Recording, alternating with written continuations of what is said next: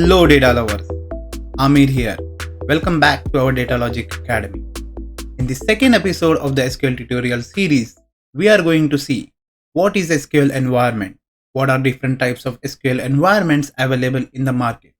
To understand SQL concepts and the basic queries, we are going to use MySQL Workbench. I will also provide you step-by-step guidance that how to download MySQL Workbench.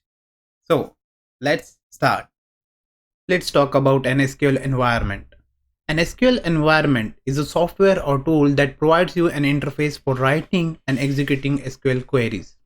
Let's say you want to write or type something on computer. Where would you type it? You will use softwares like Word and Notepad. In the same case, if you want to type SQL queries, where would you type it? You will use SQL environments. It provides an interface for interacting with the database and perform database operations. They offer a platform for managing databases, designing data structures, and optimize SQL queries. Now, let's explore what are popular SQL environments are available in the market. We have MySQL Workbench, Microsoft SQL Server Management Studio, PostgreSQL, and SQLite Studio. These are the most popular SQL environment available in the market. If you want to run SQL queries, you can use these environments. Each of them have different capabilities and features.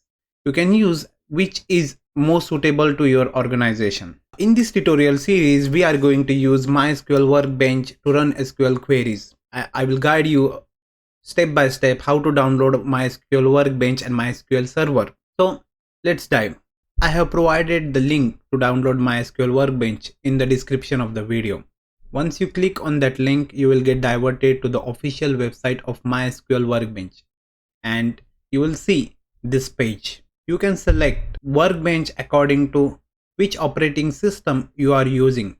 If you are using Windows, you can select your operating system by clicking this drop down menu. If you are using the Mac, you can click on the Mac OS, and if you are using Linux, then you can click on these options, these two options, and if you are using Microsoft Windows, then you can click on this Microsoft Windows drop down menu. Since I'm using the Windows operating system, I will show you how to download MySQL Workbench on Windows. Once you click on the link, you will see the MySQL installer for Windows. Then click on the go to download page. Then here you will see the two installers. First option is a normal installer where it uses internet while downloading and installing everything, and second option comes with the everything pre-installed. So here I'm going to use the first option because we don't need everything that the second installer has inside of it.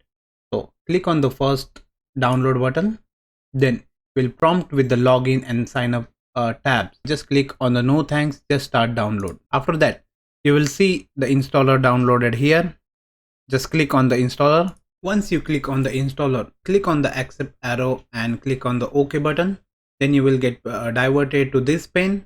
Here we have the options how we want to set up our MySQL Workbench and SQL Server. You will get server only, flight only options. You want to download a full with all the files and the custom option. In our case, we are going to select custom option because we don't need everything which the installer comes with it.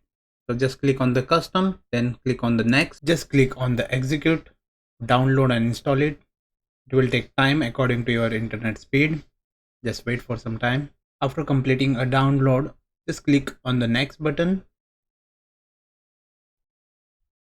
Then from here, we need to configure our SQL Server and Workbench. After that, just click on the next tab. Make sure you have selected development computer. It means that MySQL will take least amount of memory while running. Below this connectivity stuff, you can keep it default. Then just click on the next. For this tab, just make sure you have selected use strong password for encryption and authentication. Just click on the next. For here, we need to input the password. Make sure you remember the password because we need this password in the future to connect our Workbench to the server.